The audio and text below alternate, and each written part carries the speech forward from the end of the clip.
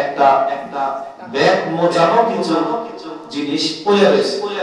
উনি থলিটা উঠাইছেন, উঠানোর চিন্তা করতেছেন যেহেতু এটার ভিতরে কিছু হয়তো দামি জিনিস থাকতে পারে, যদি এটা আমি না নেই হয়তো কোনো ভাই নিয়ে এটা আত্মসাৎ করব, আর আমি যদি নেই তাহলে যার হারায় গেছে ওনার আমি দিয়ে দিলে যাবার উনি পাওয়া যাবে, এমন একটা উনি ভালো মন মানসিক নিয়ে থলি উঠাইছেন।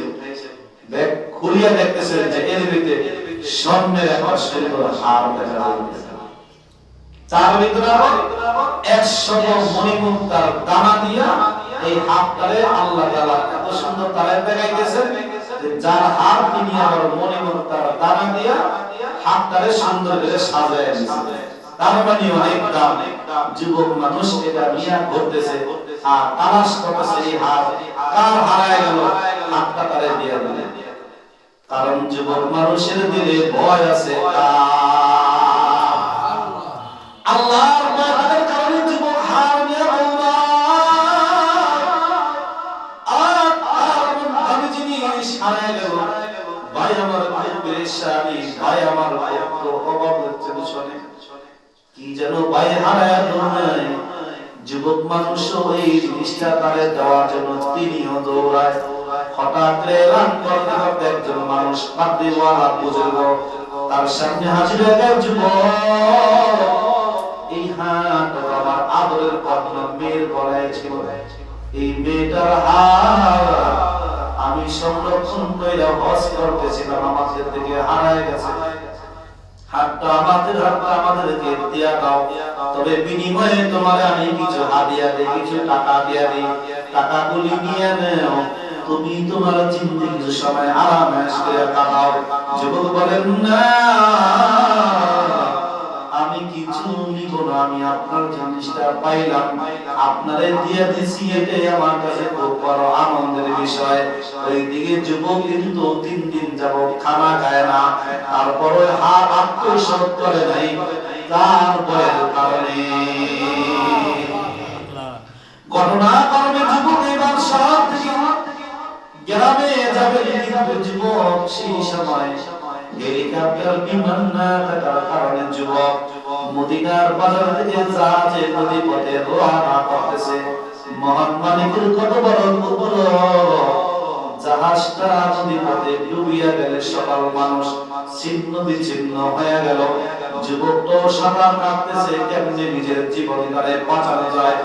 যুবকটা এক পর্যায়ে পানির বায় বায় সাঁতার কাটতে কাটতে একটা দ্বীপ, একটা জঙ্গলার পাশে যায় একটু বিশ্রাম নেয়। এবার কিনারে দাঁড়ায় দাঁড়ায় বাড়ি নিজে বাঁচাইবার চেষ্টা করে করে এবার উপরে উঠতেছে। উঠিয়া যুবক দেখেন কোনো বাড়ি নাই, ঘর নাই, শুধু জঙ্গল আর জঙ্গল। যুবক হাঁটতেছে, কিতাবে লেখছে অনেক দূর হাইটা যাওয়ার পর যুবক দেখতেছেন একটা সুন্দর পথ দেখা যায়, যেই পথে মানুষ হাঁটা চলা করে। যুবক এই পথ ধরলেন, পথ ধরিয়া যুবক আগাইতে আগাইতে দেখতেছেন একটা মসজিদ দেখা যায়। যুবক এবার মসজিদে আল্লাহ তাআলার শুকরিয়া আদায় করেন। নদী পথে আসতেছিলাম, কত মানুষ কত জায়গায় হারায় গেল, আমারে কেন দ্বীপের মাঝে আবার নিয়ে আসলি? বাগান দিয়ে হাঁটতেছিলাম, আবার মসজিদ পাইলাম। যুবক এবার আল্লাহর কাছে সিজদা করতেছে, অপরাধী মনে করে করে আল্লাহর পায়ে সিজদা দিয়া দিয়া কান্না করতেছে। এরপরে যুবক নামাজ শেষ করে করে আল্লাহর সাথে এবার কথা বলতেছেন। আল্লাহর সাথে কথা বলে মানুষ কিভাবে? বলে মানুষ কোরআন শরীফ তেলাওয়াত করে আর কেমন যেন আল্লাহর সাথে কথা বলতে থাকে। এই একটা সুযোগ আসছে রমজান মাসে কাম কাজ কম, রোজা রাখিয়া বান্দা বেশি বেশি কোরআন শরীফ তেলাওয়াত করে। পারবো না ইনশাআল্লাহ? এই কোরআন শরীফ তেলাওয়াত করতেছে আর কেমন যেন আল্লাহর সাথে কথা বলতেছে। যুবক তেলাওয়াত করে এলাকাবাসী মানুষ পাশ দিয়া আল্লাহর কোরআন শরীফ তেলাওয়াত শুনে মন ভরে গেল। কে রে যুবক, ওই তোমার বাড়ি কোথা থেকে আসলা? এমন সুন্দর তেলাওয়াত আর আমরা শুনি নাই। আমাদের মসজিদের একজন ইমাম সাহেব খতিব সাহেব ছিল, উনি কিছুদিন আগে মারা গেছেন আমাদের মসজিদে কোনো ইমাম সাহেব নাই, খতিব নাই। যদি যুবক তুমি আমাদের মসজিদ ইমামতি করতা তাইলে আমরা তোমারে রাখতাম, খুব একটা আমাদের কাছে পছন্দের মানুষ তুমি। যুবকেরও তো কোনো দিক নির্দেশনা নাই, পথ হারায় গেছে, পানিতে ভাসতে ভাসতে কোন দ্বীপে যাচ্ছে, কোন জঙ্গলায় গেছে যুবকও জানে না।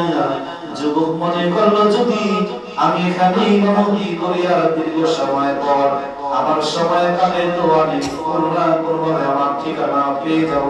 যুবক রাজি হয়ে গেল, ইমামতি শুরু হয়ে গেল।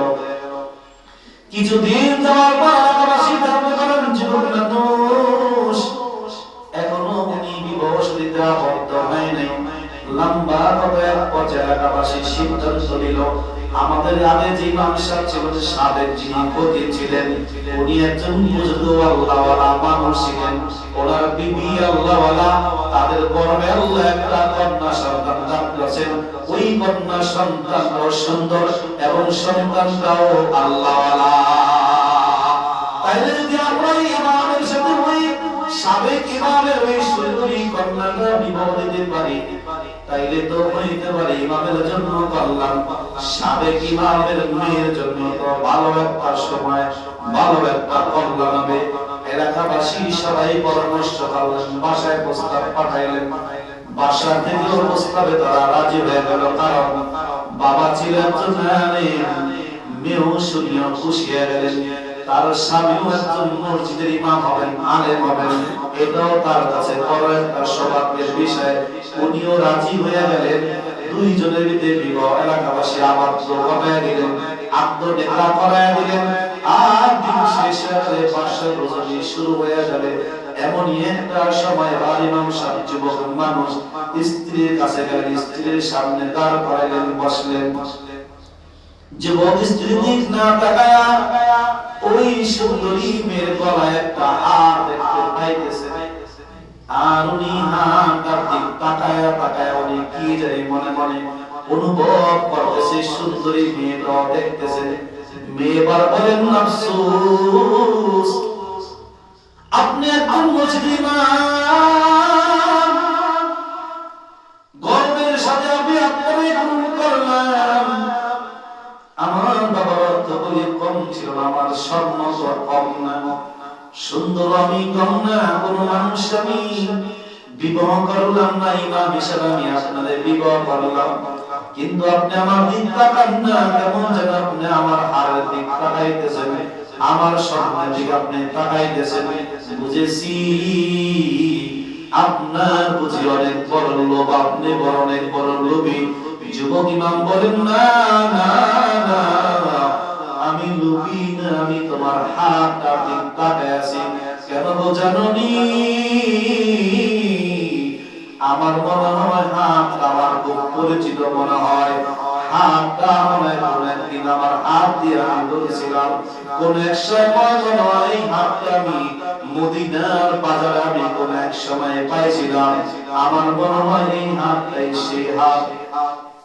স্ত্রী যখন এই কথা শুনলাম, স্ত্রী কান্নায় ভেঙে বলার বলল আফসোস, আমি আজকে ধন্য হয়ে গেলাম।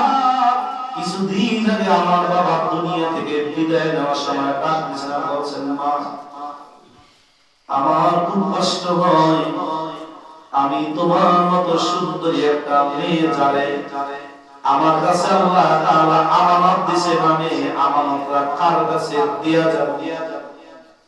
বুঝাইবার জন্য বলছি, সন্তান কিন্তু আল্লাহর পক্ষ থেকে আমানত। বাবা মা যদি এই আমানত রেখে আমানত করে, সন্তানদের দিনের রাস্তায় না চালায়, সন্তানদের দিনী পরিবেশে না রাখে, না চেষ্টা করে, এই জন্য সন্তান কিন্তু ময়দানে মাসে এই বাবা মা মানে কিন্তু মামলা দায়ের করবে, বাবা মায়ের জন্য কিন্তু জাহান্নামে যাওয়া লাগবে। ওই বুজুর্গ বলেন আমি আমার মেয়ে নিয়ে খুব একটা আফসোস করতেছিলাম। মেয়ে বলে আমার বাবা মৃত্যুর সময় আমার নিয়ে কান্না করার বলছে, মারে আমি তোরে কার কাছে আমানত দিয়ে যাই, আমি তো কোনো মানুষ দুনিয়ায় খুঁজে পাই না। তবে না আমার মনে হয় ওই যে মদিনার বাজারে যে যুবক আমাদের হাতটা আমাদেরকে ফেরত দিয়ে দিল। যুবকটা বড় আমানতদার। যদি যুবকটা ঠিকানা পাইতাম না, তোরে আমি যুবকটা হাতে তুলে দিয়ে আমার আমানতদারি রক্ষা করতাম। হায়াত শেষের যুবক পাইলাম না, যুবকের ঠিকানাও রাখলাম না। ও স্বামী আমার বাবার সেই আর্য আশা বুঝে আজকে পুরা হয়েছে। সেই যুবকই তো বুঝে তুমি, সেই যুবকের জন্যই তো আমার বাবা কামনা করলো। এই হাত মদিনার বাজারে আমার বাবার থেকে আমরাই হারাইছিলাম। তো আল্লাহ তাআলা আমার বাবা আরজু পুরা কইরা তোমারও আমার বাবা আমার দিয়া সম্মান দিয়া দুনিয়া ও আখিরাতে একজন সুন্দরী দিনদার স্ত্রী দিয়া আল্লাহ তাআলা তোমার সম্মান করে দিয়েছে। কি ছিল? অভাব ছিল, কিন্তু তারপর আল্লাহ তাআলা উনি ওই হারাম জিনিস ভক্ষণ করে নাই, পরে জিনিস নেয় নাই, যার কারণে আল্লাহ তাআলা দুনিয়া ও আখিরাতের উভয় জাহানের কল্যাণ আল্লাহ তাআলা